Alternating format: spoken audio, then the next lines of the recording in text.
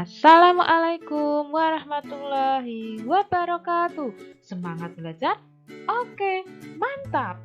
Hari ini kita akan belajar indahnya kebersamaan dengan subtema bersyukur atas keberagaman pembelajaran yang ketiga. Keberagaman yang ada di Indonesia tidak hanya terlihat pada rumah adatnya. Permainan tradisional juga merupakan keberagaman yang ada di Indonesia. Perhatikan 3 gambar permainan tradisional berikut ini. Kalian pastinya pernah memainkan permainan ini kan? Nah, permainan ini sangat menyenangkan. Maka kita sebagai penerus bangsa harus melestarikan permainan ini supaya tidak punah. Ya, sekarang perhatikan teks cerita berikut ini. Fahumbo Batu. Nah, Fahumbo Batu ini ternyata salah satu permainan tradisional yang ada di Indonesia. Sekarang simak teks cerita Fahumbo Batu. Tradisi lompat batu berasal dari suku Nias. Suku Nias berasal dari Pulau Nias yang terletak di sebelah barat Pulau Sumatera.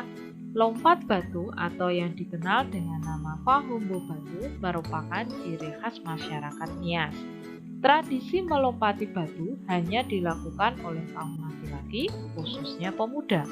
Mereka harus melompati susunan batu setinggi 2 meter dengan ketebalan 40 cm.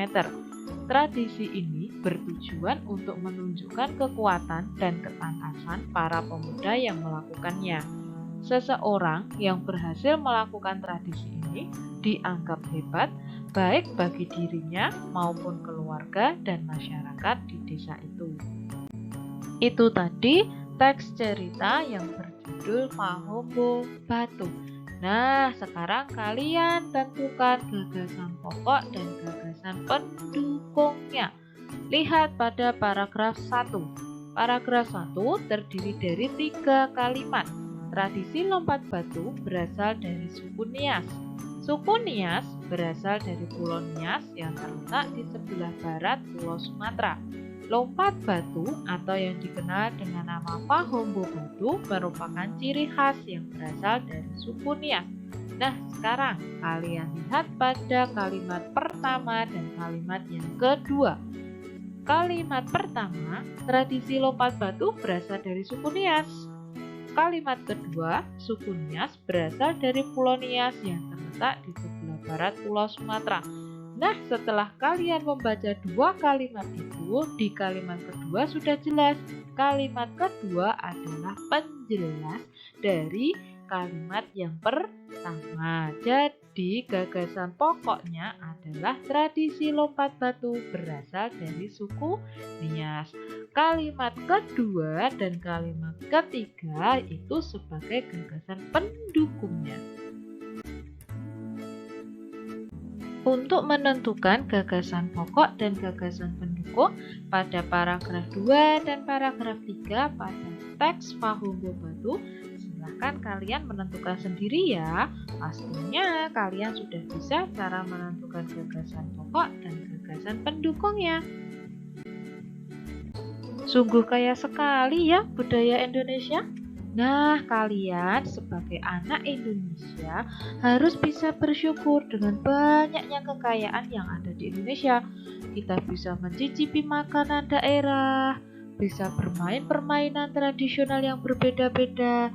Tentunya kalian juga bisa mengenal kebiasaan-kebiasaan yang berbeda di Indonesia. Banyak sekali hal yang kita bisa pelajari dari keanekaragaman itu. Pada beberapa permainan tradisional yang ada di Indonesia membutuhkan teriakan dari pemainnya. Teriakannya tidak hanya dari pemainnya, yang nonton saja pasti ada yang berteriak. Nah, semakin banyak yang berteriak, juga semakin banyak pula suara yang kita dengar. Contohnya dari suara teriakan penontonnya, ayo, ayo, ayo. Nah, suara baik dari penonton pasti teriaknya kencang sekali. Nah, dari banyaknya suara yang kita teriakkan akan semakin kita dengar. Coba sekarang bandingkan dengan kita berteriak di lapangan dengan berteriak di kamar mandi. Apa ya perbedaannya? Kita bisa menemui gendang di banyak wilayah di Indonesia. Pernah tidak kalian memperhatikan gendang kok bisa berbunyi itu bagaimana ya? Nah, gendang itu ternyata bisa berbunyi kalau kulit gendangnya kita pukul. Pada saat kulit gendang kita pukul, ternyata kulit gendangnya bergetar. Nah, getaran pada kulit gendang itu menghasilkan sebuah bunyi, di mana bunyi itu masuk ke sebuah rongga yang terdapat di bawah kulit. Bentuk rongganya itu mempengaruhi bunyi yang dihasilkan. Semakin kecil dan panjang rongga pada gendang, maka makin nyaring bunyi yang dihasilkan. Sekarang kalian baca teks pemantulan dan penyerapan bunyi. Pernah kan kalian mempraktekkan pemantulan dan penyerapan bunyi? Sudah. Dengan alat itu ada piring kaca, piring plastik, kemudian ada busa, ada spons, ada jam tangan. Pernah kan kalian melakukannya? Nah, sekarang kalian baca penjelasannya. Pemantulan bunyi. Nah, sebuah kelereng yang kita lempar ke dinding yang keras akan mengalami pemantulan. Demikian pula dengan sebuah bunyi. Bunyi itu ternyata dapat dipantulkan jika dalam perambatannya dihalangi oleh benda yang berpermukaan keras. Seperti apa ya? Seperti kayu, kaca, dinding, atau besi. Sedangkan penyerapan bunyi itu ternyata juga tidak hanya dapat dipantulkan, ternyata bisa diserap. Benda-benda yang dapat menyerap bunyi adalah benda yang permukaannya lunak. Nah, benda tersebut juga sebagai peredam bunyi. Misalnya ada karpet, goni, kertas, kain, busa, dan wol. Nah, benda-benda tadi dapat digunakan untuk mencegah terjadinya gaung atau kerdam.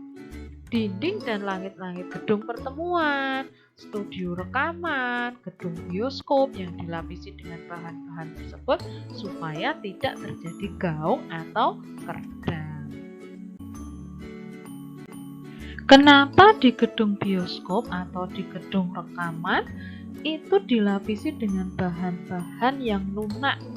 Ternyata supaya tidak terjadi gaung atau kerdam. Di bioskop kan kalau kita melihat film itu suaranya kan menggelegar sekali, keras sekali.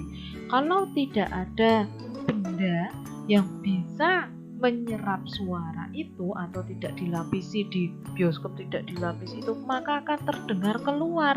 Nah, supaya tidak terjadi gaung atau kerdam, maka diberi lapisan bahan-bahan yang lunak seperti karpet, kain, busa, atau wol. Nah, sekarang macam-macam bunyi pantul. Tadi ada gaung dan kerdam. Gaung dan kerdam itu ternyata terjadi karena bunyi itu dipantulkan oleh dinding yang jaraknya tidak jauh dari sumber bunyi. Nah, ini menyebabkan datanya bunyi pantul bersamaan dengan bunyi asli sebelum selesai terucapkan. Akibatnya apa? Akibatnya bunyi pantul tadi bisa mengganggu bunyi aslinya, sehingga suara yang terdengar tidak akan jelas. Macam bunyi pantul yang kedua adalah gema. Gema itu dapat terjadi karena bunyi dipantulkan oleh dinding yang jaraknya jauh dari sumber bunyi. Hal ini menyebabkan datangnya bunyi pantul setelah bunyi asli selesai terucapkan. Jadi bunyi pantul yang terdengar lengkap sesudah bunyi asli. Nah, gema itu bisa terjadi di mana? Ternyata gema itu bisa terjadi di gua, di lembah, dan di bukit-bukit yang jaraknya jauh serta permukaannya keras dan rapat. Selain itu, gema itu juga bisa digunakan untuk mengukur kedalaman jurang atau goa. Sampai di sini dulu ya kita belajar hari ini. Terima kasih. Wassalamualaikum warahmatullahi wabarakatuh. Sampai jumpa.